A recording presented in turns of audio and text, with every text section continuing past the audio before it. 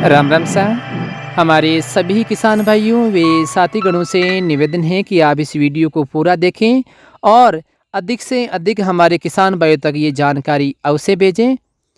जैसा कि राजस्थान के कई क्षेत्र ऐसे हैं जहां पर पिछले कई दिनों से बारिश नहीं हुई है और बारिश ना होने से किसानों की फसलें भी बुरी तरीके से प्रभावित हुई हैं।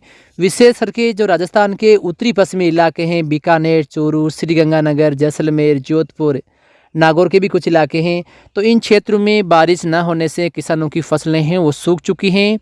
कुछ किसान भाई तो ऐसे हैं जो फसलों को इकट्ठा करने में लगे हुए हैं और कई क्षेत्रों में मूंगफली, गंवार, बाजरा की जो फसलें हैं वो बुरी तरीके से प्रभावित हुई है। और आगामी दिनों में राजस्थान के कई क्षेत्रों में बारिश भी होने की संभावना है। यानी कल से ही राजस्थान के जो पूर्वी इलाके हैं वहां पर बारिश शुरू होने की उम्मीद है, जो लगातार जैसे जैसे समय गुजरेगा बारिश का दायरा बढ़ेगा। और उम्मीद है कि 12 तारीख तक राजस्थान के अधिकांश भागों में कहीं हल्की तो कहीं छींटे पड़ने या कहीं तेज बारिश भी हो सकती है, जिससे जो सूखी हुई फसलें हैं या मंडियों में जो अनाज हैं उनको नुकसान हो सकता है। तो जो भी हमारे किसान भाई हैं वो सूखी हुई फसलों को इकट्ठा अवश्य करें और मंडियों में भी जब आप अनाज ले जाते हो तो उनका भी आप ध्यान रखें। लेकिन कई किसान भाई ऐसे हैं जिनके मूंगफली की फसल जल गई हैं। बीकानेर, चूरू जिले के कई क्षेत्रों में जो खेतों का हाल है वो काफ़ी बुरा है। सबसे बड़ी जो दुख की बात है वो है कि बरसात को बरसाना हम किसी के बस की बात नहीं है, न हमारे हैं, न किसानों के हैं और न ही सरकार के हैं। लेकिन किसानों को लाइट देना सरकार का प्रथम कर्तव्य है। लेकिन आज कई क्षेत्रों में किसानों के पास पानी की व्यवस्था है लेकिन बिना लाइट के वो सिंचाई नहीं कर सके और उनकी फसल नष्ट हो गई। सरकार के पास बड़े बड़े उद्योगों, फैक्ट्रियों को देने के लिए बिजली है लेकिन किसानों को देने के लिए बिजली नहीं है। चाहे वो केंद्र सरकार हो, चाहे वो राज्य सरकार हो, कोई भी सरकार किसानों की नहीं सुनती है। और ये आपके सामने है। मीडिया वालों के पास छोटी सी बात आती है उनको वो उछाल देते हैं, लेकिन किसानों की या खेतों की या फसल नुकसान की एक भी बात मीडिया वाले कभी नहीं बताते हैं।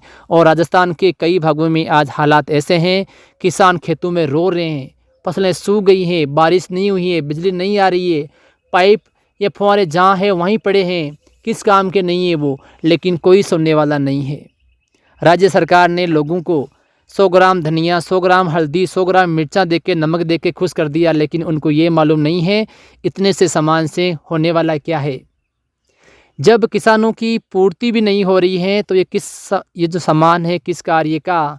यदि बिजली देते हैं तो आज कई किसानों के चेहरे पर खुशी होती और वो जो फसलें हैं वो बर्बाद नहीं होती।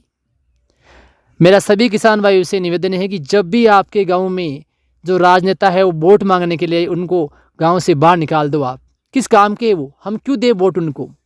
यदि वही हमारे लायक हैं तो इस समय आइए ना, वो कुछ कराए ना हमारे लिए। बीमा कंपनी वाले पहले बीमा करवाते हैं लेकिन सभी को बीमा नहीं मिलता है। तो जो भी सरकारी अधिकारी हैं या राज्य सरकार के जो कर्मचारी हैं वो ध्यान देवे, किसानों के सामने जहाँ जहाँ नुकसान हुआ है उनकी जाँच करें और अकाल रात घोषित करें। और इसके अलावा भी किसानों के लिए अलग से सहायता दे ताकि उनकी पूर्ति हो सके। क्योंकि कहीं भी ऐसे एक्सीडेंट होते हैं, कई घटनाएं होती है, वहाँ पर लाखों रुपए देते हैं लेकिन एक किसान को सरकार 1 रुपया भी नहीं देती है। इससे बड़ा दुख हमारे राजस्थान में क्या होने वाला है, जहाँ पर प्रत्येक घर को वैसे तो सरकार ने गरीब भी कर दिया है। क्योंकि जिनके पास हल्दी, मिर्चा या नमक का लेने की सहायता नहीं है तो क्या करेंगे। तो ऐसा ही माना है सरकार ने हमें लोगों को, तभी दे रहे हैं वो ऐसे 1 किलो तेल, 1 किलो चीनी, 1 किलो नमक। तो सरकार ने तो हमें कुछ भी नहीं समझा है। सरकार के लिए तो केवल वही आदमी है जो पैसे वाले हैं, जो उद्योगपति हैं, केवल उन्हीं की सुनती है। जहाँ बड़ी बड़ी फैक्ट्री हैं वहाँ पर लाइट जाती नहीं है और किसानों को 2 घंटे 3 घंटे तक बिजली नहीं मिलती है। ये हालात है हमारे किसानों का। और हमारे किसान भाई क्या करें, तो क्या करें, कहाँ जाए। जो भी इंसान में यदि सभी से कोई दुखी है तो वो किसान है। चारों तरफ से बेमौसम बारिश का नहीं होना, ये तो पहले से ही उनके पीछे पड़ा है। और रही पई जिस प्रकार से पहले हम अंग्रेजों गुलाम थे उसी प्रकार से लगता है आज भी हम इस सरकार के गुलाम हैं। हमारा कोई भी काम नहीं होता समय पर।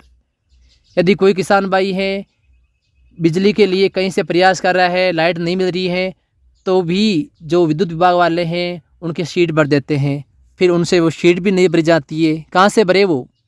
और जहाँ बड़े बड़े उद्योग है वहाँ पर बिना मीटर के ही चल रहे हैं, ऐसे कोई फुनने वाला भी नहीं है, वहाँ पर कोई भी अधिकारी नहीं जाता है। लेकिन ये किसान के यदि कहीं भी ट्यूबवेल है, कहीं भी कुआं है, वो तुरंत वहाँ पहुँच जाते हैं और सीड भर देते हैं। तो जो सिस्टम हमारे राजस्थान में है किसानों के लिए वो बेहद ही चिंताजनक है। कहीं भी किसानों की कोई भी सुनने वाला नहीं है।